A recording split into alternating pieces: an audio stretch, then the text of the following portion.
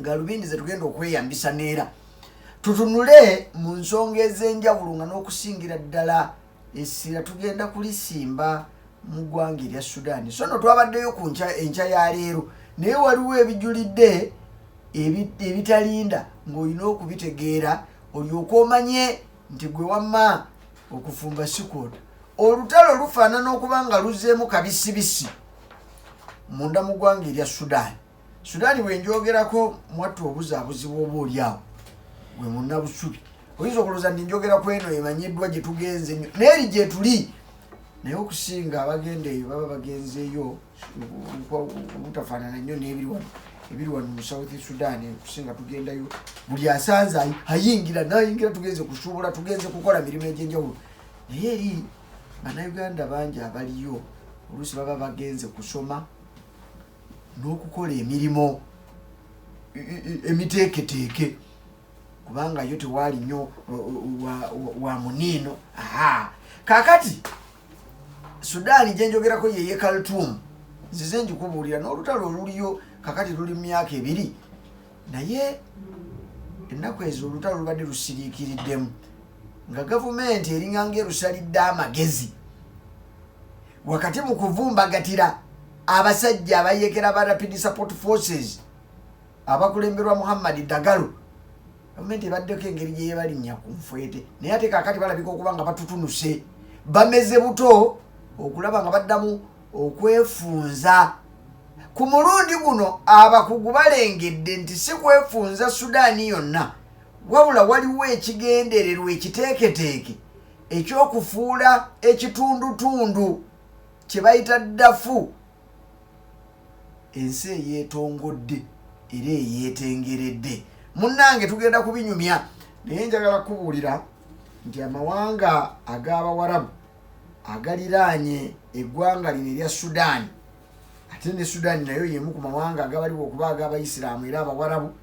Kakati amawanga gannaago bwe balinnya mu kimu okuli Misiri, okuli eggwanga erya Saudi Arabia, okuli eggwanga erya Yordani n'amawanga amalala gavuddeyo ne gavumirira enteekateeka eyakoleddwa ennaku zino ezize ziddiriŋŋana ng'abasajja bana aba Rapid Support Forces batwala ekitundutundu kye nakubuliddeko ku makya ekitundu kino ekibuga ekya Dafa ekyo kiri mu kitundu ekya Dafa kye bayita Al-Fasha bagitutte abasajja bano abayeekera kyokka mu kugitwala ne batakoma ku kugitwala butwazi wabula bagitutte ne batirimbula n'abantu. Enteekateeka eno ey'olutalo gavumenti oba oliawo lwe yali yegenze yeerabira byatandika 17 lwali lunaku lwa Sande mu mwezi guno. Abasajja bano ne bajjagawanye ne balyoka bakuba ne bategula enkambi ey'amagye ga gavumenti ye Sudan eri mu kitundu awo ekyeddafa era nga yeeyoka Sudaani eya Burhani kati president w'eggwanga eryo erya Sudan. Amagye agabadde mu nkanji eyo eya Al-Fasha we gabadde gateeterera nga gakuuma ekitundu ekyo ku lw'okukiziyiza okutwalibwa nga bwe kyali abasajja bano aba Rapid Support Forces. Onojjukira nti ekitundu kino abasajja bano aba Rapid Support Forces bakimanyi obuwoomi. Ojjukira nga bakyali bajanjawiidi mu mwaka egyayita 2003 awo 2004 n'emyaka egyaddirira mu maaso n'emabega abasajja bano baali bayitibwa bajanjawiidi bano aba Rapid Support Forces. Ogwo nno omulembe gw'enkunyumiza gwa musajja mukulu Bashir eyakulembera eggwanga eryo kati nyalinywe naye ekyamuteesayo abajanjawiidi bano kutirimbula abantu bannansi mu kitundu ekyo. Nsonga ezo zize nzikunyumiza era omulimu ne bagukola bagenda okuvaayo nga ensi yonna ebatendereza obukambwe n'obutemu. ekitundu ekyo kirimu ebyobugagga nga n'amafuta mwegali ne golodi gyali n'ebyobugagga ebirala. Kati abasajja bano abajanjawidi olwaleero abayitibwa aba Rapid Support Forces bwe bawangaalira eyo ne beekomyayo ne bamalirayo ebiseera byabwe n'okuwangaalirayo ebyobugagga ebyo ne babyekola n'okubyekomya. Laba omuduumizi w'amagye g'eggwanga erya Sudan ajja anaawuuka eri oluvannyuma lw'olutalo olwaliwo olwasindiikiriza musajja mukulu Bashir. Kati we twogerera bagamba okuba nti musibe ng'ebimuvunaanyizibwa ebimu ku byebyo okutudimbula abantu nga yeeyambisa abajanjawidi emisango yakola mingi saidi awo. Kaakati ono bwe yajja naga nti ekitundu kino newankubadde okugabana obuyinza kukyatulemu naye nakyo kya ggwanga lino. Kakati bwe babadde balwana babadde bagobayo abaali abajanjawidi ekitundu kino kisigale nga kya gavumenti ey'ensi ey'e Sudan eyawamu eyeekutte. Bwe baabatwalaganya entyagi entatindwa ebisigala tebirondwa bwe baagenda baakomyewo nga bajjeeyo n'ag'omu buto we twogerera enkambi gavumenti yagijje nayo wakati mu kkubirira ensingo nti birungi birekwa nsingisira yaleka omuwemba. Era Burhan yawuliddwa ku mikutu gy'amawulire ng'awera nti tagenda kutuula ntende okutuusa ng'akomyewo kabisibisi amale yeddize ekitundu ekyo ekirabika nga kyolekedde okuba nga kiri mu mikono egy'abakyamu. Kaakati basajja baddagalo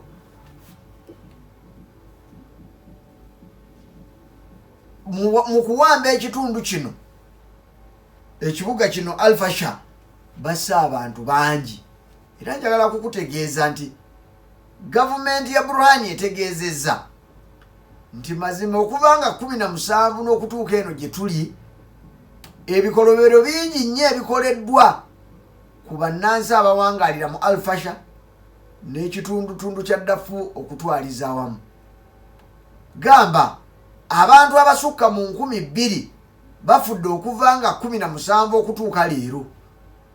Kyokka nga n'olunaku olw'eggulo n'okwosa jjo emundu eyafuze mu kitundu ekyo yalese bafumbya miyagi ekyaviiriddeko n'amagye ga gavumenti okudduka. Kaakati okwo gattako nti era agasajja gano kisinziira gwe agayita agasajja kyowagira. Oyinza obayita abasajja ng'olaba balungi bw'obanga owagira bo, naye bw'obeera eri ku sayidi ey'Abasudaani nti agasajja gano gaatuuzizza n'abakyala n'abaana ab'obuwala ku sesiriiza. Ekyo gyonna misango, ebyo byonna bikolobero, era ne baleka nga bassa abantu n'okubba ebintu byabwe. Kaakati amawanga gano omuli Yordani, omuli eggwanga erya Saudi Arabia, Qatar, Turkey, Misiri gavuddeyo ne gakola ekiwandiiko nga gavumirira bino byonna engeri gye byakoleddwamu. Kino nno kigenza okujja nga waliwo okunoonyereza kwasinzidde ku University eya Yale University eno nga yeeyambisa ebifaananyi ebya satellite. Yategeezezza nti amazima ekyabadde mu kitundu eky'eddafu kyabadde kibejjo, kubanga bw'otunuulatunula mu kamera za satellite olwaleero gwe omulungi ampuliriza ne wekkaanya olaba entuumo y'abafu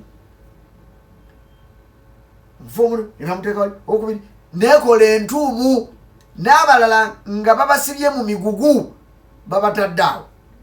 Kyokka nga bw'ogenda okwekenenya olaba ensanke ebunye wonna, ensanke gwe musaayi.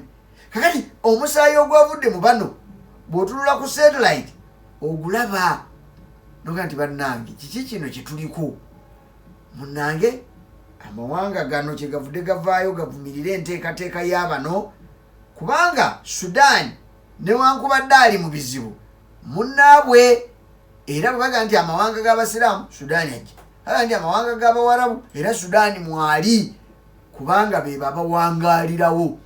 Kakati obweraliikirivu obuzze oba oliawo butunuulirwa mu ngeri eyeewala nga si lwakuba nti batunuulira kino ekyabaddewo abantu 2,000 okufa nakyo kibi, naye we tulaga twolekedde okufuna ensi ey'okusatu yakubiri bwezigatta wamu zibeera 3 kubanga wakayita emyaka gisusse mu 10 ng'eggwanga erya South Sudan kaakano eriri e Juba wano lyekutudde ku Sudan eyawamu mwaka gwa 2011 gyo lyabalamu wano kiseera bidduka hali emyaka gitambudde naye nga ssebo kalulu kaakubwa Sudan n'emala yeeyawula oluvannyuma lw'olutalo era kafungula nkete olwali mu kitundu ekyo nga Sudan eyagala okwekutula South Sudan ng'eyagala okwekutula ku Sudan eyawamu. Kakati twolekedde okulaba ekitundu ekirala nga nakyo kyekutulamu kubanga ekitundu kino oyinza okulowooza nti ensi Sudan yazaalibwa eyeekutte ku kitundu ekyo. Kyali kitundu okutuukira ddala mu mwaka ogw'Ol1874 kyali kitundu ekyalina independence yaakyo era nga kiyina abantu abakiwangaaliramu. Kakati abafuzi b'amatwale gye baanaawuuka ne bajja bakigatta ku Sudan eyawamu, olwo ne kisubwa obwetwaze bwakyo so nga kyabulina. Kakati mu mbeera eyo nti we tulaga wano tulabika nga twolekedde abasajja bano aba Rapid Support Force oluvannyuma lw'okulemererwa okutwala n'okuwamba Sudan nga bwe baali baagadde. Ekituufu bayinza okuba nga batunuulidde ekyokwawula ekitundu kino efuuke ensi eyeetongodde. Olwo nno Sudan emala ewaguke omulundi ogwokubiri kubanga ebifuula ensi eyeetongodde eby'ekitundu eky'eddafu gye biri era kitundu kinene bwaguuga.